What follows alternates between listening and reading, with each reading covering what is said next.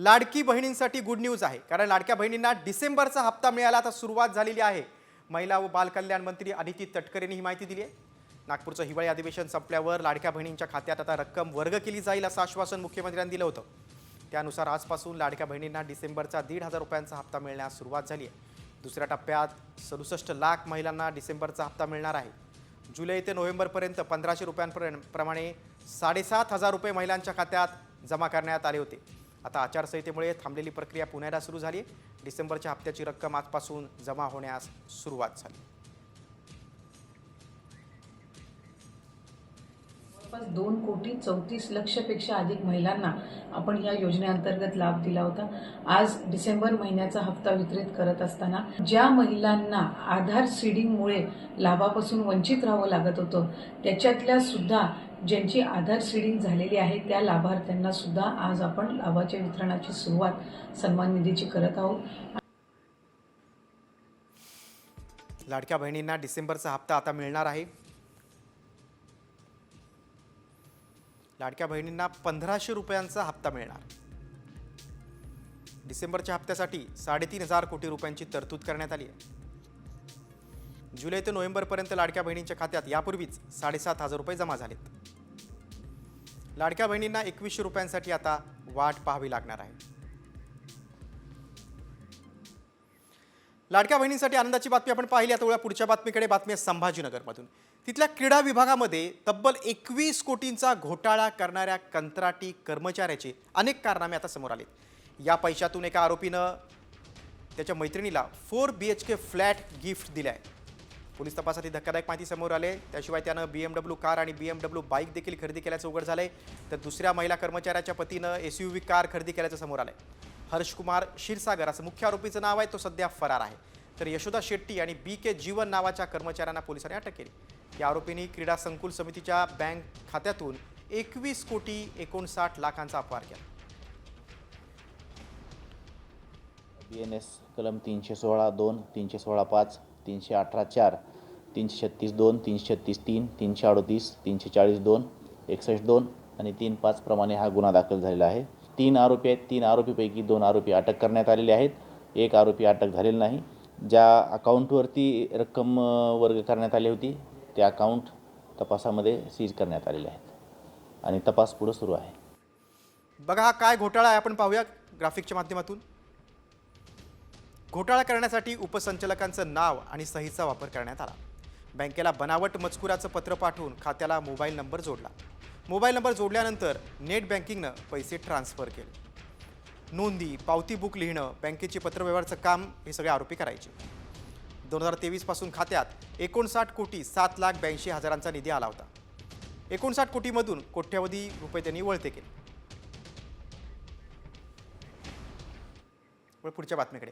मंत्र्यांना दालनं आणि बंगल्यांचं वाटप झालंय. मात्र रामटेक बंगला हा कोणालाही नकोसा असल्याचं पुढे आलेलं आहे.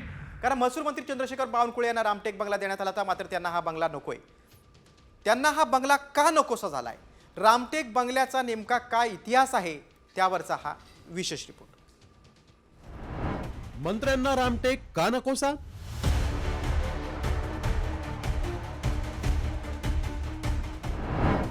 बावनकुळेंनी का घेतला रामटेकचा धसका? काय आहे रामटेक बंगल्याचा इतिहास? मलबार हिलवरील सर्वात प्रशस्त आणि सी फेसिंग व्ह्यू असलेला बंगला म्हणजे रामटेक बंगला. मात्र याच रामटेक बंगल्याबाबत अनेक घडामोडी घडत असल्याचं समोर आलंय. मंत्रिमंडळ खातेवाटपानंतर मंत्र्यांना मंत्रालयातील दालनांचं आणि सरकारी बंगल्यांचंही वाटप करण्यात आलं. यात राज्याचे महसूल मंत्री चंद्रशेखर बावनकुळेंना रामटेक हा बंगला देण्यात आला. मात्र या रामटेक बंगल्याचा बावनकुळेंनी धसका घेत बंगला बदलण्याच्या हालचाली सुरू केल्याची माहिती सूत्रांनी दिली. मंत्र्यांना रामटेक का नकोसा झालाय? त्यामागचा वादग्रस्त राजकीय इतिहास काय आहे पाहूया.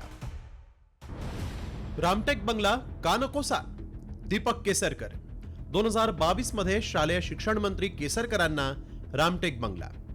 2024च्या महायुती सरकारमध्ये केसरकरांना मंत्रिपद नाही. छगन भुजबळ. 2019 मध्ये मबिया सरकारमध्ये छगन भुजबळ अन्न आणि नागरी पुरवठा मंत्री. मंत्री असताना छगन भुजबळांचं रामटेकमध्ये वास्तव्य. मग या सरकार 2.5 वर्षात कोसळलं. महायुती सरकारमध्ये मंत्रिपद नाही. एकनाथ खडसे 2014 मध्ये युती सरकारमध्ये एकनाथ खडसेंकडे रामटेक बंगला. खडसेंवर भ्रष्टाचाराचे आरोप. खडसेंना सोडावं लागलं मंत्रिपद गेल्यानंतर खडसे राजकारणाच्या मुख्य फळीतूनच बाजूला. छगन भुजबळ 1999 मध्ये आघाडी सरकारमध्ये भुजबळ उपमुख्यमंत्री. तेलगी प्रकरण आणि स्टॅम्प पेपर घोटाळ्यात भुजबळ अडचणीत. भुजबळांना द्यावा लागला उपमुख्यमंत्री पदाचा राजीनामा. तेलगी घोटाळ्यातून सुटले, त्यानंतर महाराष्ट्र सदन घोटाळ्यात जेलबारी.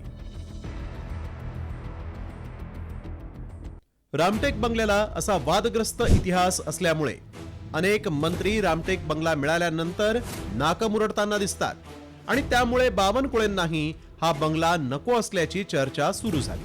तर दुसरीकडे पर्यावरण मंत्री पंकजा मुंडेंना मात्र हा बंगला हवा असल्याची माहिती सूत्रांनी दिली आहे. कारण दिवंगत गोपीनाथ मुंडे मंत्री असताना याच बंगल्यात वास्तव्याला होते. पंकजा मुंडेंचं या बंगल्याशी भावनिक नातं असल्यामुळे त्यांना हा बंगला हवा असून त्यामुळे बावनकुळेंना बंगला बदलून मिळणार अशी ही चर्चा रंगली आहे. ब्युरो रिपोर्ट, साम टीव्ही मराठी. रामटेक बंगला का नकोय त्याची कारण आपण पाहिली. पुढे आता बातमी आहे बीडमधून. सरपंच संतोष देशमुख हत्या प्रकरणावरून आमदार सुरेश धस यांनी पुन्हा एकदा धनंजय मुंडेंवर हल्लाबोल केलाय. मागील काळात बीडचं पालकमंत्रीपद आणि मंत्रीपद भाड्यानं दिलं होतं असा घणाघात धस यांनी केलाय. देवेंद्र फडणवीस किंवा अजित पवारांना बीडचं पालकमंत्रीपद त्यांना द्यावं किंवा त्यांनी स्वीकारावं अशी मागणी देखील त्यांनी केली. काय होतं असं तू, काय झालं असं तू, असा टोला देखील धस यांनी धनंजय मुंडेंना लगावलाय. धनंजय मुंडे पूर्वी असे नव्हते, आता कसे झाले, काय होता असं तू, काय झाला असं तू, अशी परिस्थिती तुमची आली साहेब. काय दोन्ही उपमुख्यमंत्री किंवा मुख्यमंत्र्यांपैकी जर कोणी पालकमंत्री झालं तर अतिशय आनंदाची बाब होईल.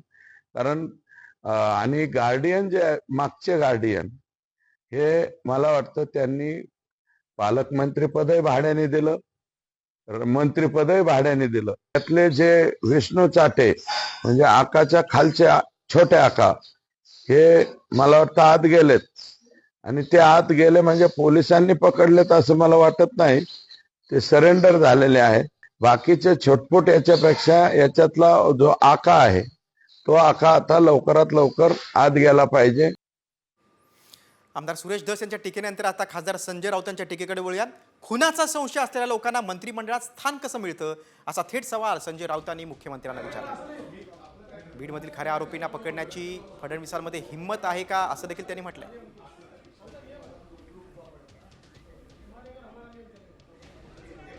छगन भुजबळ यांना दूर करू शकता मंत्रिमंडळातून, पण एका खुनाचा कटकारस्थानाचा संशय ज्यांच्यावरती आहे अशा व्यक्तीला आपण मंत्रिमंडळापासून दूर ठेवत नाही. कारण तुमचं जातीचं राजकारण आहे, लोकांचा दबाव आहे. जेव्हा जेव्हा मंत्री तिथे मंत्री जाऊन तिकडे भाषणं करतायत बीडला, आरोपींना पकडा ना, खऱ्या आरोपींना पकडून दाखवायची हिंमत आहे का देवेंद्रजी मध्ये? आमदार धस, राऊत आणि त्यानंतर आता अंजली दमानी यांच्या आरोपांकडे वळूया. बीडमध्ये कोणाच्या वरदहस्त्यानं पिस्तुलाचे परवाने देण्यात आले असा सवाल सामाजिक कार्यकर्त्या अंजली दमानिया यांनी विचारलाय. कराड गँगला दणका देण्याची मागणी देखील दमानिया यांनी केली. तसंच 88 एकर जमिनीवर मंत्री धनंजय मुंडे आणि त्यांचा कार्यकर्ता वाल्मिक कराड यांची नावं असल्याचा आरोपही दमानिया यांनी केलाय.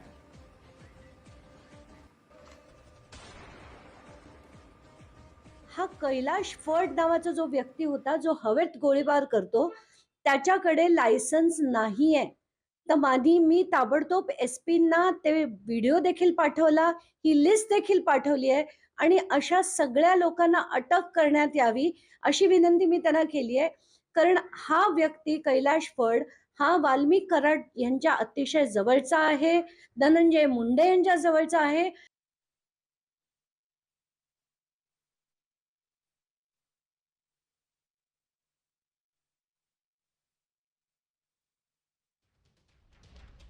का देण्यात आले असा सवाल त्यांनी विचारला. परभणीत 32 आहे तर अमरावती ग्रामीणमध्ये 243 शस्त्र परवाने आहेत. बीडमध्ये इतक्या मोठ्या प्रमाणात का?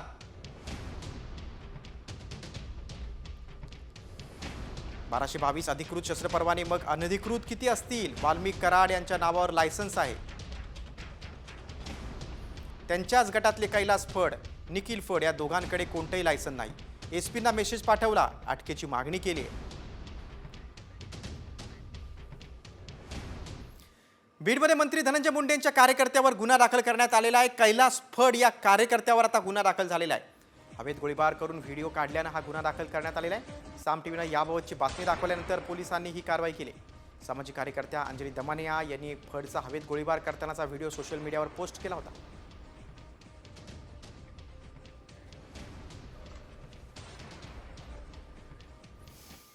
पुढच्या बातमीकडे. महाराष्ट्रात फिरताना महिला म्हणतात, मला भीती वाटते. माझ्याही मनात भीती आहे, असं विधान खासदार सुप्रिया सुळेंनी बीड आणि परभणीच्या घटनेवरून केलंय. तर महाराष्ट्र देशातील सुरक्षित राज्य आहे, प्रत्येक घटनेचं राजकारण केलं जातंय, असा पलटवार फडणवीसांनी केलाय. जे माझ्या मनात भीती वाटते आणि मला महाराष्ट्रात फिरताना कधीही भीती वाटलेली नाही. पहिल्यांदा जेव्हा मी तुमच्याच चॅनलवर महिलांना बघता, रडताना बघते, अस्वस्थ आणि महिला म्हणतात की आम्हाला भीती वाटते. महाराष्ट्र हा देशातल्या कुठल्याही राज्यापेक्षा सेफ राज्य आहे. खरं म्हणजे प्रत्येक घटनेचं इतकं राजकीयकरण हे शोभत नाही. त्यांना केवळ राजकारण करायचं आहे, त्यांना जातीमध्ये विद्वेष तयार करायचे आहे, तेवढंच त्यांचं काम. पुढची बातमी आता मेट्रोला मिळालेल्या निधीची. राज्य सरकारकडून मुंबई, ठाणे आणि पुणे मेट्रोला भरघोस निधी देण्यात आला. या तिन्ही मेट्रो मार्गासाठी MMRDAला 272 कोटी रुपयांचा निधी देण्यात आला.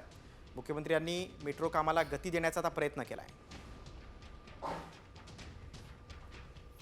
बघा कुठल्या मेट्रोसाठी किती निधी आहे पाहूया आपण. मेट्रो 5 साठी 23 कोटींचा निधी आहे. ठाणे, कल्याण, भिवंडी हा मार्ग आहे. मेट्रो 9 साठी 22 कोटींचा निधी आहे. दहिसर ते मीरा भाईंदर असा हा मार्ग आहे.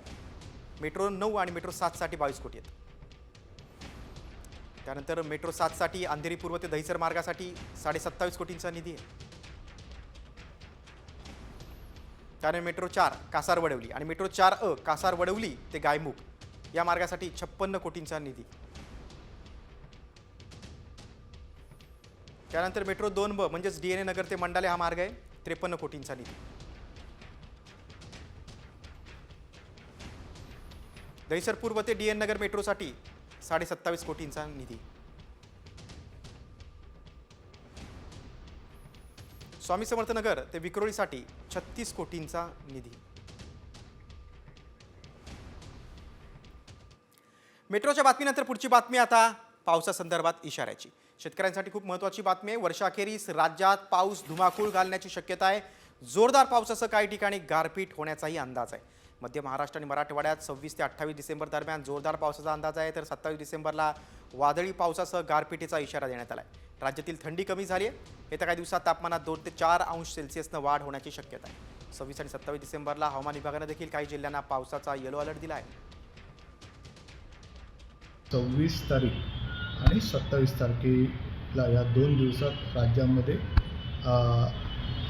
मेघगर्जनेसह पावसाची शक्यता वर्तवल्या. काही ठिकाणी तो हलका पाऊस असेल. 26 तारखेला बऱ्याच अंशी तो उत्तर मध्य महाराष्ट्र म्हणजे नंदुरबार, धुळे, नाशिक या सर्व भागामध्ये असण्याची शक्यता आहे. आणि 27 तारखेला तो उत्तर मध्य महाराष्ट्र म्हणजे त्याच्यामध्ये मग वरचे जिल्हे आणि मग पुणे घाट भाग या भागामध्ये पण त्याच्या प्रकारची शक्यता आहे. बघा महाराष्ट्रात कुठल्या कुठल्या जिल्ह्यात पावसाचा अंदाज आहे बघा. आपण ग्राफिकच्या माध्यमातून पाहूया. राज्यात जोरदार पावसासह काही ठिकाणी गारपिटीचा इशारा आहे. 26 ते 28 डिसेंबर दरम्यान मध्य महाराष्ट्र आणि मराठवाड्यात जोरदार पाऊस येईल असा अंदाज. 27 डिसेंबरला वादळी पावसासह गारपिटीचा इशारा हवामान खात्याने दिला आहे. बघा जिल्हे बघा. खानदेशामध्ये धुळे, नंदुरबार, जळगाव. बघा उत्तर महाराष्ट्रातल्या 3 जिल्ह्यांमध्ये पाऊस पडेल असा अंदाज आहे. नाशिकमध्ये देखील पाऊस पडण्याचा अंदाज आहे. त्याशिवाय मराठवाड्यात छत्रपती संभाजीनगरमध्ये पावसाचा इशारा वेधशाळेनं दिला आहे. त्यानंतर पुणे, नगर, जालना, परभणी इथं देखील पावसाचा इशारा आहे. त्यानंतर बीड, अकोला, अमरावती म्हणजे विदर्भात देखील पावसाचा इशारा आहे.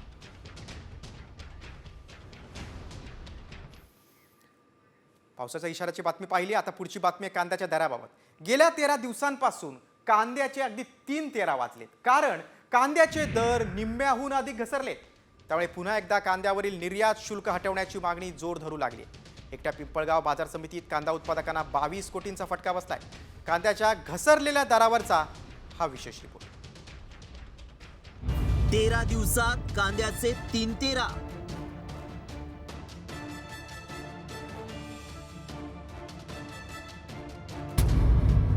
कांदा उत्पादकांना कोट्यवधींचा फटका.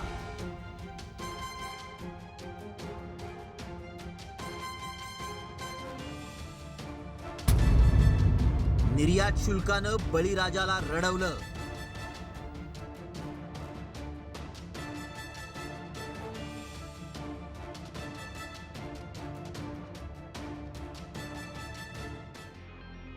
गेल्या काही वर्षांपासून कांद्याचं रडगाणं सुरू आहे.